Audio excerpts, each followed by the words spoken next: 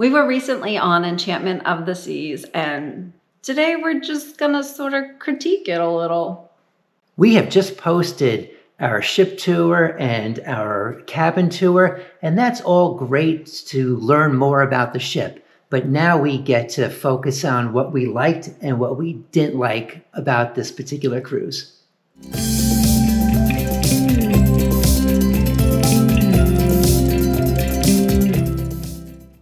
Hi, I'm Marshall. I'm Crystal. Welcome back to the channel. Well, we should get right into that list, don't you think? Definitely. Okay, well, we'll start off with...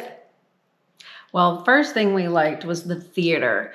One of the first things we did when we got on board, we went and did our muster station, and then we started looking around a little bit, and we happened upon the theater, and I audibly gasped because it's such a different feel from any other theater we've been in, and it just felt so like cushy but intimate. And I think I said this in our ship tour, I love that there were no stairs, so people who have mobility issues or something, that's wiped out in this theater. Yeah, the other thing besides that very warm feeling, it was light and airy. Some of the other theaters, they're wonderful, but they feel more closed in, as you said, and it's darker. But you walked in there, even without a show going on, it was light, airy, light wood, a lot of great decorations. It was spectacular. Yeah, I really love that theater. The downside of the theater and entertainment is that theater, is gorgeous as it is the only place for, say, shows. There's no ice rink. There's no aqua theater. There are other spots on the ship for live music, say, but for actual shows, it's just that one theater. Yes, it's definitely a very traditional cruise ship with one main theater. And we're getting a little spoiled by having some larger, different shows in different venues. Agree. Moving on about the feel of Enchantment of the Seas, I think the word we talked about was it felt like it was an intimate sort of feel on that ship. Yeah, almost felt like, although I could get turned around, it's not like I would get lost, like not knowing where I am or what floor I'm on, or am I aft or am I forward, or sometimes the ships are so big that it takes a few days just to even get oriented. And I liked how this felt like you belong here, you know where you are, and you fit in. Absolutely. Even with the fact that it's kind of opposite from most Royal Caribbean ships, the buffet Windjammer is in the front, not the back. Other things are back, not the front. And it's really just this class of ship that has that. So even being a little disoriented, I agree. Everything was easy to get to. You could walk to it. And it was a nice, warm, intimate feel. Well, since we're on this wagon right now, okay. The other thing we did like is all the outward facing areas, a lot of windows. You didn't really forget that you were on a ship because you could see the water in a lot of places, which I just love that. Yeah, I'll call out boleros, which is the full width of the ship. So you have large portholes on either side. The schooner bar, again, easily accessible water views. And of course, you go back to the Spotlight Lounge, and that's the back of the ship, which is just, not quite 180, but the whole back of the ship is windows, and you got access to that view. It really was definitely an outward-facing ship. Back on the Windjammer, being that it's in the front of the ship, it had plenty of windows, but there was a slightly different feel than some of the other Windjammers on other ships or buffets on other ships.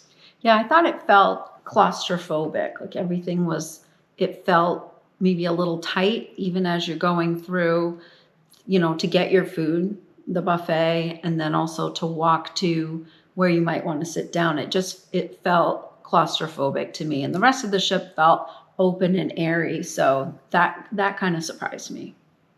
You mentioned other parts of the ship being more open. I think this was alike. The pool deck had more room than I can remember on any pool deck that I think I've cruised on. Yeah. There was plenty of room, and you didn't feel like you were crawling over people to get to your chair, or et cetera. It was surprisingly wonderful. And the island bar there in that pool area, that was a definite like. Yeah, it's definitely another like. I can estimate that bar was probably 30 feet long, and you had room on the other side. There were some games going on, and it was just a very relaxing bar. It may have been the best pool bar or pool deck bar that I've seen. I agree.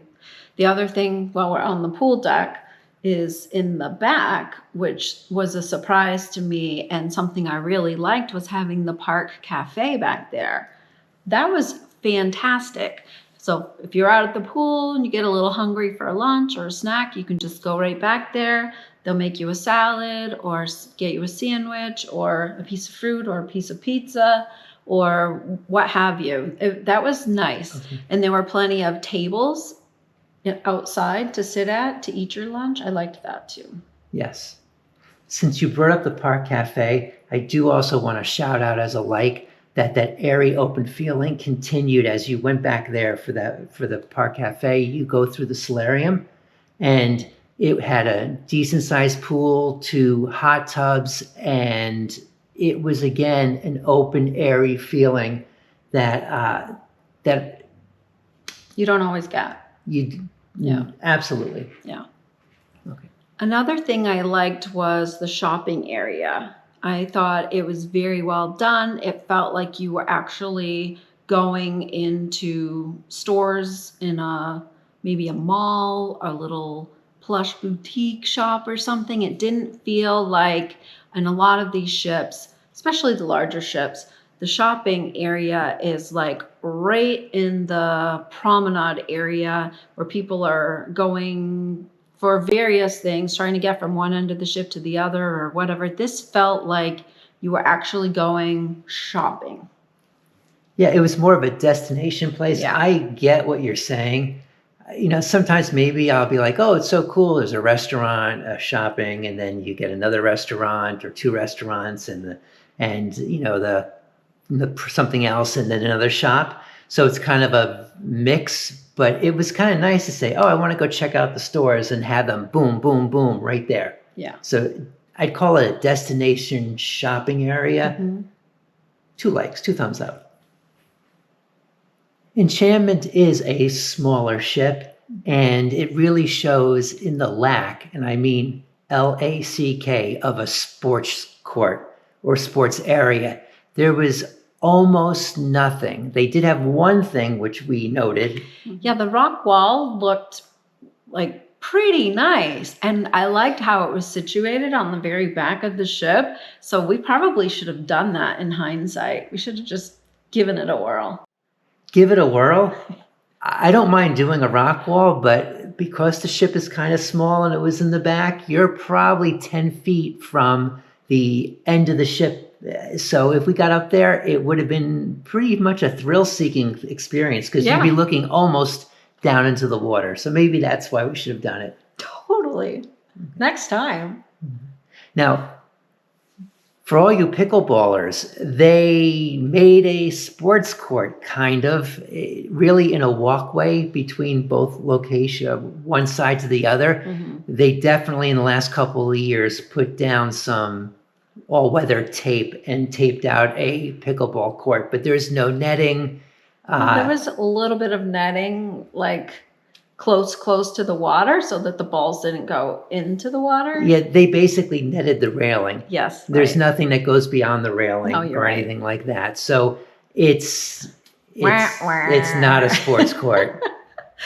People were having fun, but we were out sunning ourselves and they were going between the chairs getting the balls that were wayward, and so it's really not a sports court area. Yeah, and other ships have basketball courts. This, no. And the other thing I noted, there's no golf course, mini golf. Yeah. This is what happens when you go on an older, more classic design ship. They just don't have the space. And that kind of leads us to another dislike, talking about lack of space, lack of specialty restaurants. Yeah, that was disappointing, I will say, because Chop's Grill, I've heard that it's great, but we don't eat meat. So we love Giovanni's Table, and the next ship we're going on has a Giovanni's Table, so I definitely want to get there. But it's just there wasn't really anything for us. Yeah. I mean, when they built the ship, specialty restaurants, extra cost restaurants, it wasn't a thing.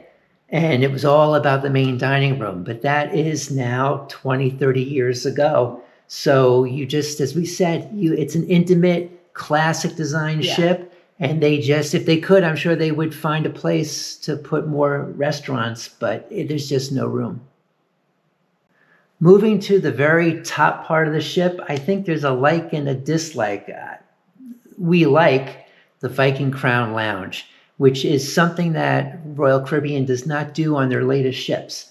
And this is a lounge that is almost 360, that you have a view of the entire ship, the ocean, and during the day it's relaxing, and during the night they'll do entertainment. It's a great location.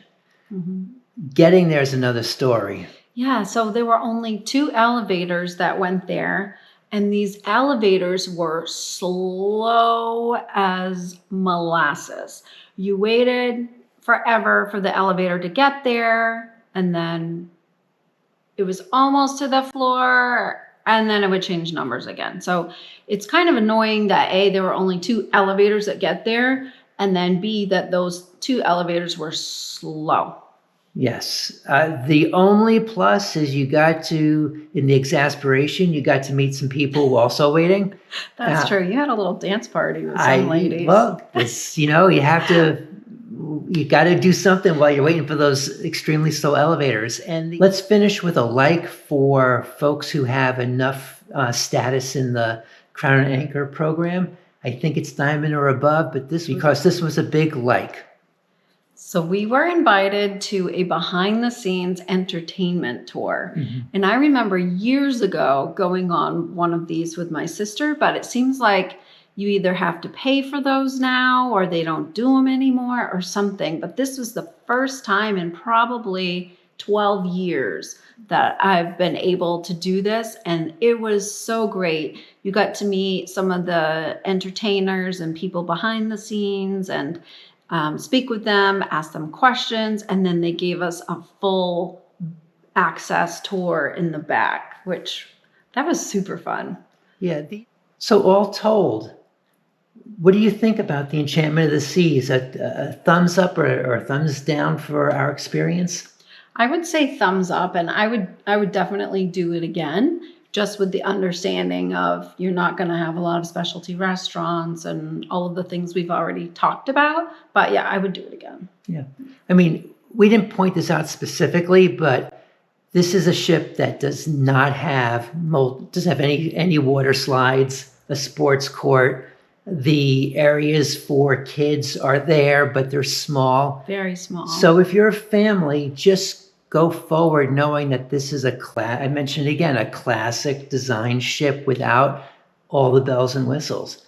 But if you're okay with that, this ship shines as a classic cruise for you. Yeah, very calm and relaxing, I would say. Which fits us. Fits us. So that about wraps it up. If you're thinking about going on Enchantment of the Seas, we really hope this video was helpful to you and giving you a little bit more information than what you might be able to find just looking online at the room tours. So hopefully that's helpful. If you haven't yet subscribed, please don't forget to do that before you leave. We really appreciate it. It helps us continue to give you more content. And talking about content, add your thoughts below to the comment section, because we're beginning to develop a larger and larger community, and we love interacting with you. Thanks for watching. You got it. Take care.